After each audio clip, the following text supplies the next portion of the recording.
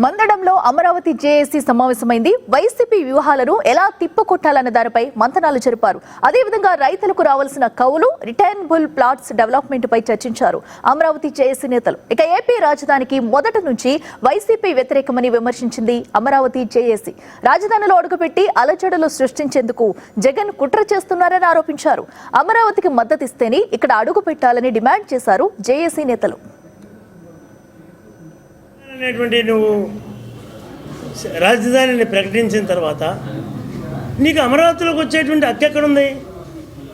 మీరు YCP party వాళ్ళు అమరావతిలోకి enter అయ్యి అమరావతిలో ఏ రైతుకి మీరు సహకారం చేయాలన్నా, లేదు అమరావతి అభివృద్ధి కార్యక్రమాలు ఎలా జరుగుతున్నాయి అనేటువంటిది తనిఖీ చేయాలన్నా, అమరావతిని గురించి మీరు ఎక్కడన్నా మాట్లాడినా, మీరు ఏదైతే మారగాన్ అనేటువంటి మావగాన్ అనేటువంటి రాజధాని అనేటువంటి పదాన్ని వాడారో దానిని విత్డ్రా చేసుకొని ఆంధ్ర రాష్ట్రానికి అమరావతిని ఏకైక రాజధానిగా మేము అంగీకరించున్నామని చెప్పిన తర్వాత దీని విషయానికి రావాలి.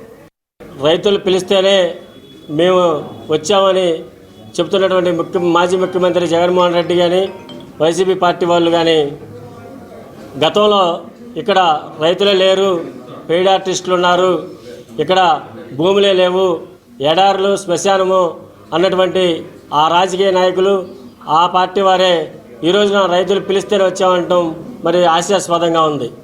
ఏదైనా ఒక మాట మాట్లాడినప్పుడు కానీ ప్రజలకి మనం ఒక సందేశం పంపేటప్పుడు దానిలో స్పష్టమైనటువంటి మరి సందేశం ఉంటేనే 10 కాలాల పాటు దాని యొక్క విలువ అనేది ఉంటుంది.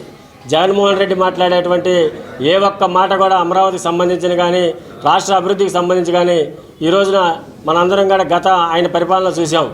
ఇప్పుడు కొత్తగా అమరావతిలో రైతుల యొక్క సమస్యలు ఉన్నాయి, రైతులు పిలిస్తే వచ్చామనేసి మాట్లాడటం చాలా హాస్యాస్పదంగా ఉంది. 29 ఏళ్లలో మేము ఈయటానికి ఇష్టపడతలేదమ్మా, మీ 29 మిగిలిన గ్రామాలు ఇవ్వద్దు అని చెప్పి జగన్మోహన్ రెడ్డి అండుకో తిరగాలి వచ్చి ఇప్పుడు కూడా ధర్నా చేయండి. ఇప్పుడు ఇవ్వద్దని చూస్తున్నారు, 24 దగ్గర కూర్చొని ధర్నా చేయండి. ఇచ్చిన తర్వాత మీరు ఇవ్వద్దని చెప్పి నువ్వు ప్రెస్ మీట్లు పెడితే ఎక్కడ ఆగుతారు? ఇచ్చేదాకేమో ఇవ్వండి నాకు ఇష్టమేని అంటాం. ఇచ్చి నాకు ఈ రాజకీయ నాటకాల కోసం జగన్ రెడ్డి గారు చేసే తపన ఇదంతా. అంతేగాని నిజంగా ఆయనకి రైతుల మీద ఏ ఇంట్రెస్ట్ ఉండా? ఆ రోజు మహిళలను అంత ఏడిపించాడు. ఇప్పుడు ఇంకా ప్రజెంటు ఇప్పుడు కూడా వచ్చి మా మీద రాళ్ళు వేశారు, జంగిల్ రాజ్యం నడుతుంది. ఎక్కడ జంగిల్ రాజ్యం? నువ్వు ఉన్నప్పుడు నడిచింది జంగిల్ రాజ్యం. సచ్చారు బాబా ఎప్పుడు పోతావా నువ్వు అని చెప్పి మొత్తం రాష్ట్రం అంతా 26 జిల్లాల దండాలు పెట్టుకొని నిన్ను వదిలించుకొని ప్రతిపక్షం కూడా లేకుండా చేశారు. ఎందుకంటే ప్రతిపక్షం ఉండ నువ్వేదో పాయింట్ రేజ్ చేస్తావని.